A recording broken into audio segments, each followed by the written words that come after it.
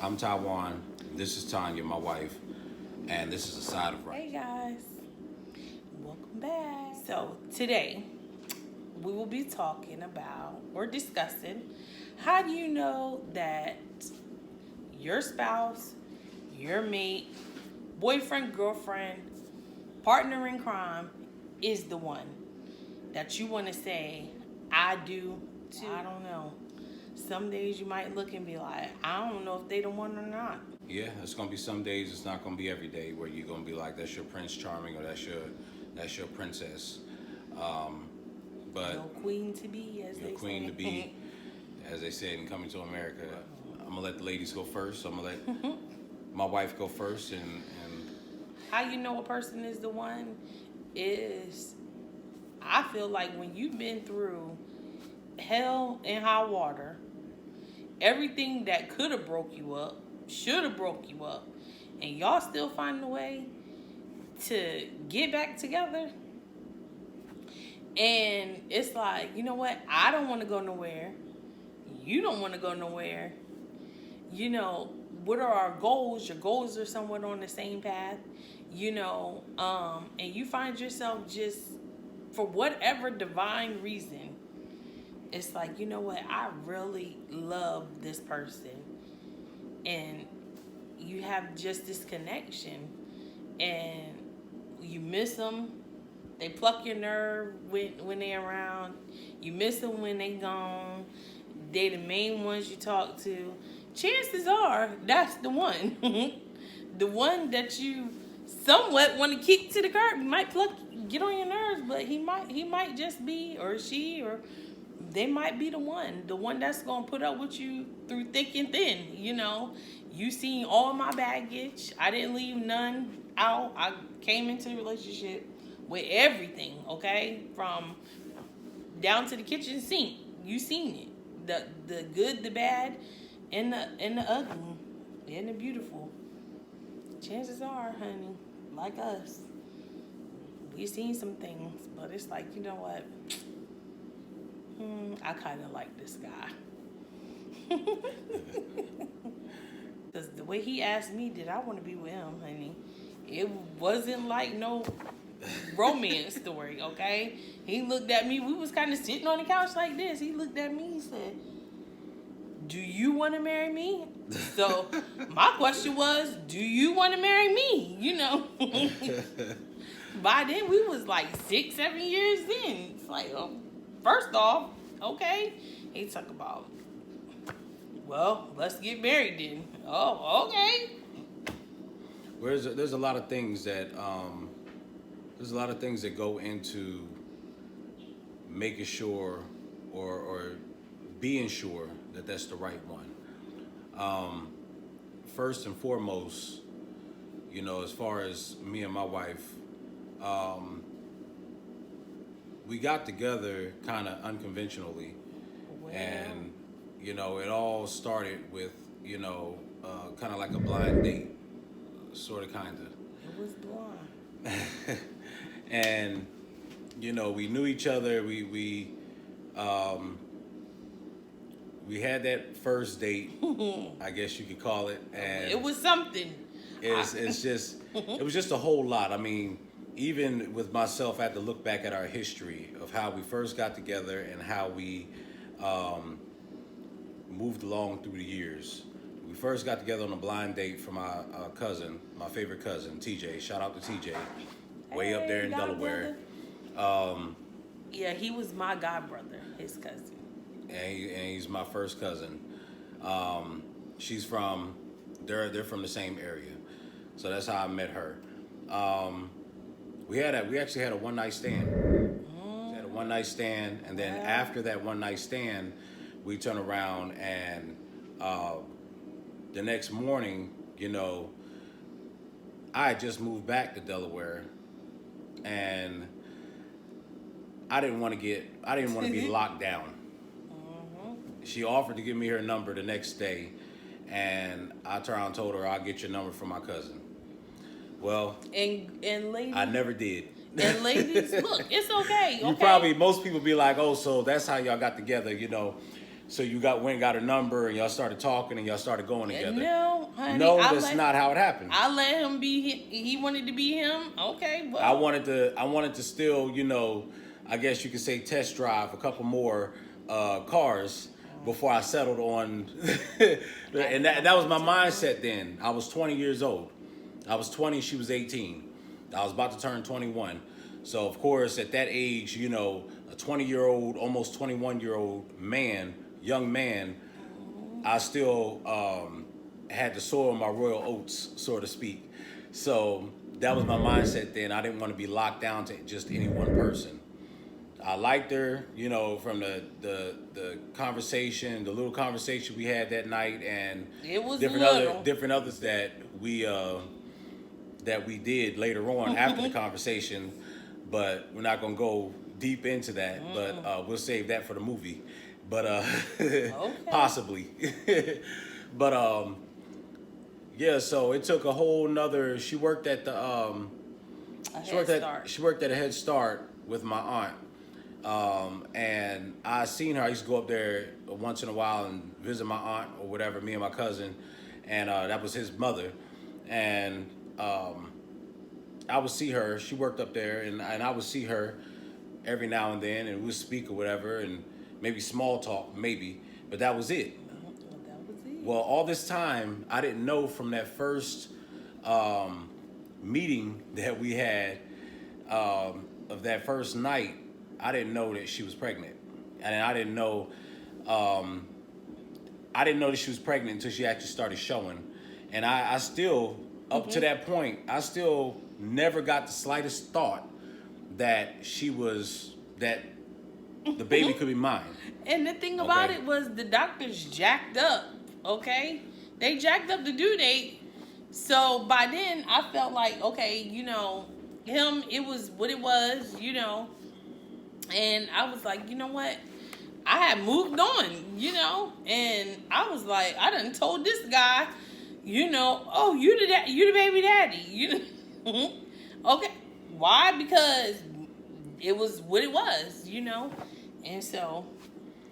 And I'm a speed along a little bit, but we ended up our first fast forward to she had the baby. Surprise. And the baby, she went to a church that a lot of my family goes to. Family members of mine was telling her that the baby looked like me. Just like him. And they told me and they told her. In the middle of church service. I ended up eventually getting her number and, asking her to bring the baby up to my job, which was right there in town, a little town that we stayed in at the time. So she brought the baby up there, and I brought a baby picture of myself around the same age, and the little girl looked just like me at around that same age. I mean, a splitting same color image, same eyes, same nose, same lips, everything. Like a hair, twin.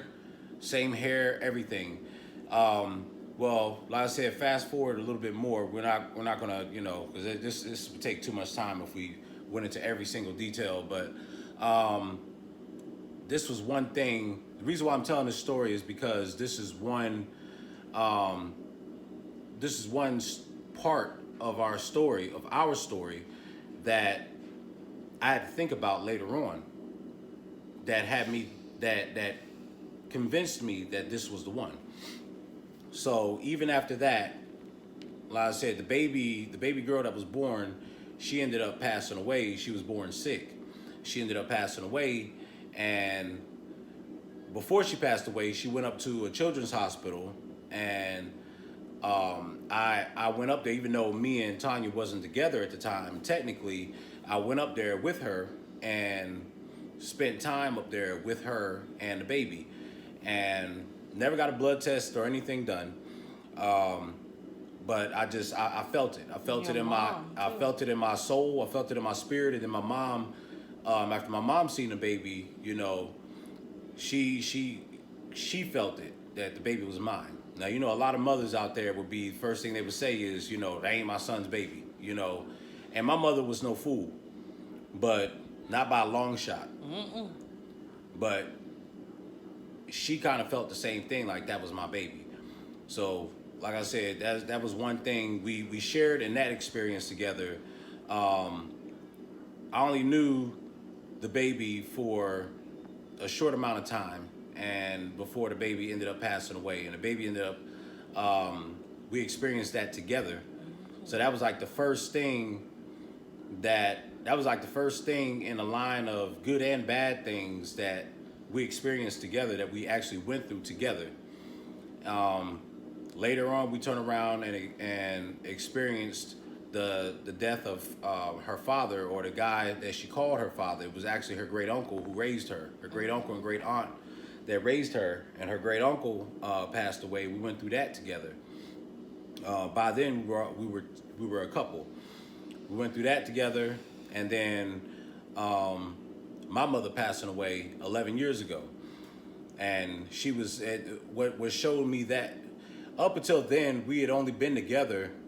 Well, I ain't gonna say only, because a lot of people get married in a lot shorter, time. But when my mom passed away back in '09, we had been a couple for like 6 years or some change. And matter of fact, that was the same year that I married Tanya. Was later on in '09, in October of '09. My mom passed away in June, but up to that point, that's why I say everything happens for a reason. Up to that point, you know, I was with Tanya, and yes, we had been through some things together, good and bad, but I didn't know, I couldn't, there was no room for her as far as in my heart at that time. I had room, she had her own spot in there, but there was not room for her where she was supposed to be because my mother was there. And I think the Lord took my mother for a number of reasons, but one of the reasons why is because I had to get closer to her. I had to let her in a space where my mother was taking up. Even though I was, 27, 28-year-old man, I still was, I was a mama's boy. And I actually, by that time, we had 3 more children, and we were going together, we was living together, but I wasn't as close to Tanya as I should have been. When my mother passed, Tanya was there for me, even though we were on the outs at the time, and we actually did break up for a little while before my mom passed away. But even though we was broken up and we was living in 2 different houses, 2 different places, Tanya still, and a lot of people wouldn't do that, Tanya still was there for me. She was there helping my mother up until my mother passed away, and she was helping my family. And that meant a lot to me. That meant a lot to me, and that showed me right there that, how much she still loved me, even though we wasn't together. How much she loved me and how much she loved my mother. And in my mother's, passing, me and Tanya got closer. And I began to trust her more. I began to let down my walls. And, she has shown, I began to think about a lot of things around that time. And even afterwards, as far as things that, that were proved to me that she was a loyal person. The way I was raised was that I always look for loyalty in a person. If I can't find loyalty in you, then you would not get any closer than arm's length. I will not allow you in here. I will not allow you in here, and I will not allow you in here. So I look for loyalty in a person, and if I call you my friend, or if I call you my wife, or my brother or my sister, then obviously I feel some kind of loyalty and I feel some kind of trust in you. And she has become my best friend because of the way she stuck by me. We're like middle class now. Well, but when we first got together, she stuck by me when I was just making $100, $200 a week. You know what I'm saying? Where a lot of women, especially nowadays, a lot of women would have left. They'd have been like, man, he ain't, making no money, and he ain't this, he ain't that, or whatever. You know, I was on drugs. I was doing drugs. I ain't gonna say I was strung out, but I was doing drugs for a period of time. For whatever reason, you know, we'll get into that. That'd be a whole nother subject for a whole nother. I did wanted to say something. His mom, I remember when we were going together, she would call, and when my mom would answer the phone, she'd be like, "Oh," because you know back then, you know, people still had house phones, you know. His mom would call. If my mom answered, she'd be like, "Oh, tell her this is her mother-in-law." Like, she just already knew. And this was a couple years before. Right. This is, you know, right. This is way before she passed away. Like, because I remember one time I was like, my mother-in-law, you know, and my mom was, and I got on the phone and I was like, "Hello?" And she was like, yes, this is your mother-in-law. What, you got another mother-in-law? So she was spicy too, okay? But and I was like, no, I don't have no another mother-in-law. And so, but she will call me her daughter-in-law, and that was my mother-in-law. And even though we was going together, I treated her like my mother-in-law. She was a part of my family, you know. And family is something that sticks together. You stick together. You don't. Just because we on the outs, you know, and this is how I was looking at it. Just because me and him are on the outs, I'm not going to take that out on your mom. You know, she didn't deserve it. I'm not going to take it out on your dad or your brother. That's between us. That don't got nothing to do with them. And that's why I stuck by. Because I know a lot of women that, honey, I don't care. You know, they don't even care about. They don't love their mother-in-law. They don't love their father-in-law. They don't love nobody, honey, but themselves. But it was deeper than that. It was, the connection was deeper with all of us, because he's right. Even with my baby, how I looked at it was, she didn't have to accept me. She ain't had to accept me. She ain't had to accept that baby that came out of nowhere. And the crazy thing about it was, the baby was born exactly 9 months. Exactly 9 months to the date of the one night stand. Ain't that crazy? But that's, I mean, it's just, when it's divine, you know, when you look back and you begin to think like, Lord, how much, like, you know, it just all kind of meshed together. It's kind of like, well, is this a higher power? You got to watch the signs. Mm-hmm. You got to watch the signs. That's what I realized. Because, I mean, like I said, I even still think about it sometimes. It's like, you got to look at the signs. You got to watch the signs. And it's like, there was times where, and we'll get deeper into it, and maybe not all tonight, but, you know, in time. But I can see this apart too. There were times where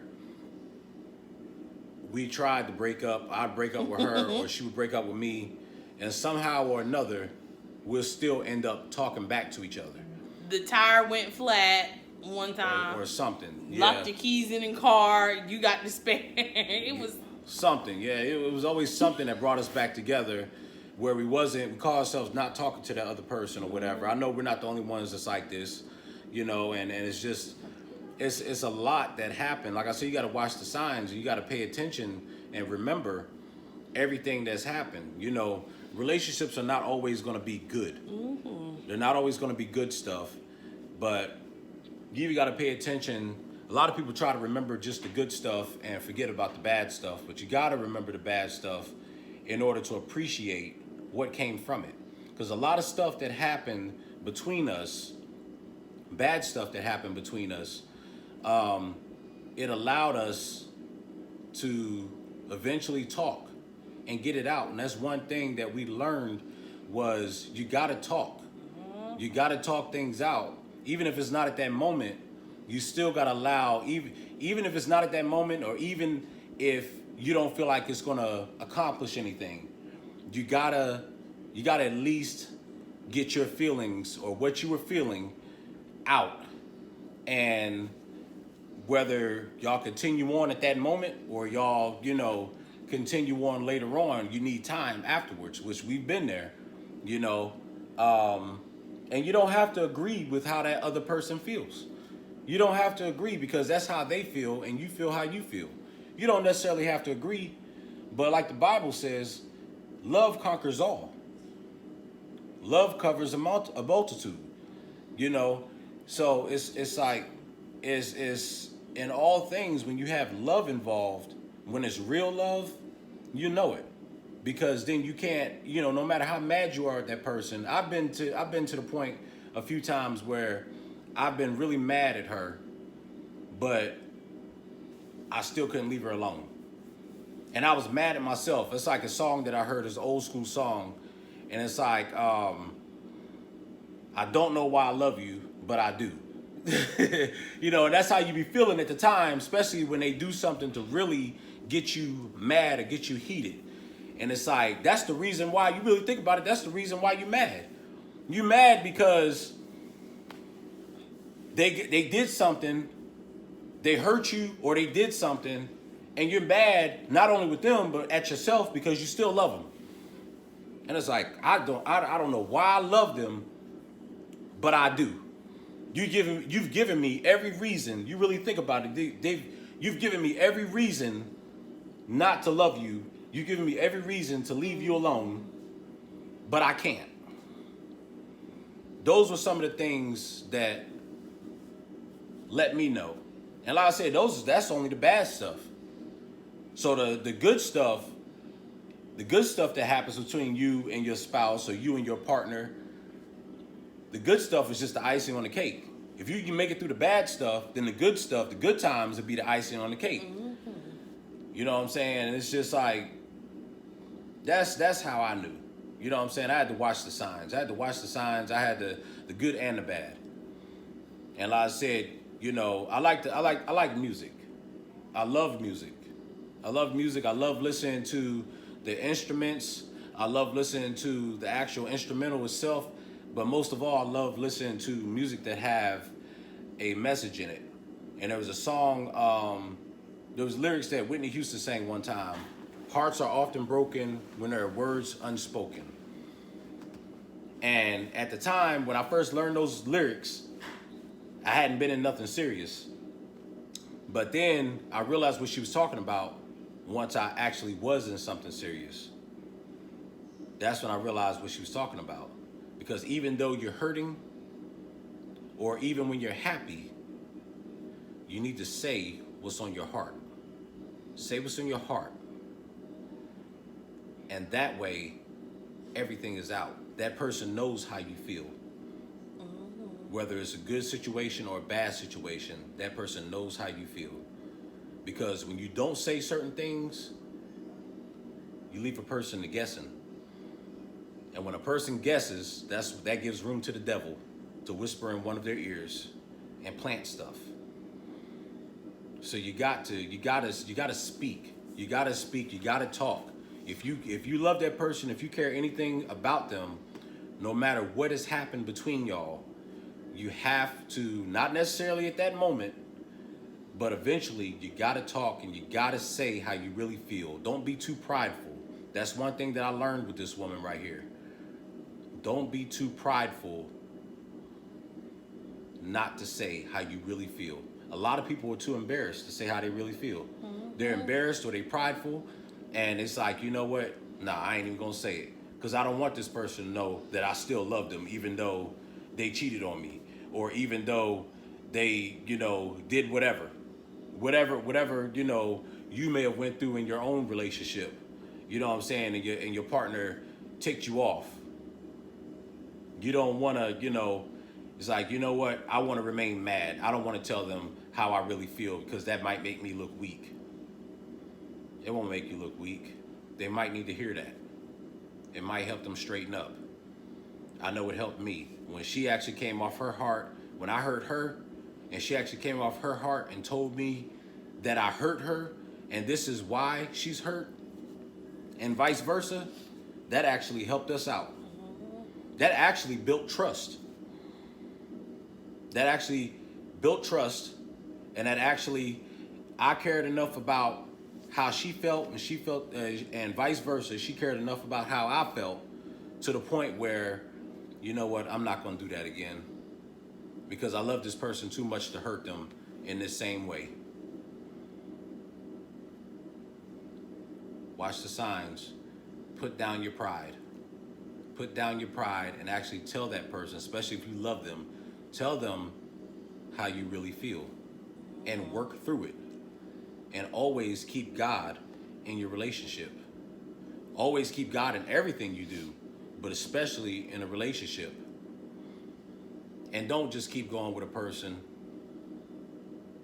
and never, men or boys, whoever might be watching this, don't rush into it, but watch the signs. Don't keep that woman hanging on, or don't keep that young lady hanging on. If you love her and you know and you feel in your heart God tell you she is the one, don't hesitate. Marry that woman. God blesses unions between a man and a woman. God blesses them. Keep God first and he will guide you in all your ways. That's all I have on the subject. I know I talked most of the most of the show, but that was passionate for me. That was very passionate.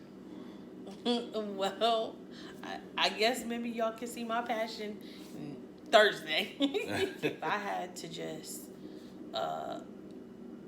just drop a nugget to a young lady, and that is, sometimes you have to build an empire. Has to be built from the bottom, from the ground up. Something worth a person worth loving. You love them, like I said, through the good. Vows start before you say I do. A lot of people won't tell you that, but a wife is a wife before we walk down the aisle. Amen. A wife has characteristics before then. So yeah, and like I said, make sure you like, comment, subscribe, tell your friends, and like I said, we'll see you Thursday at 8 o'clock Eastern Standard Time. We love you guys, and until next time, God bless. be blessed.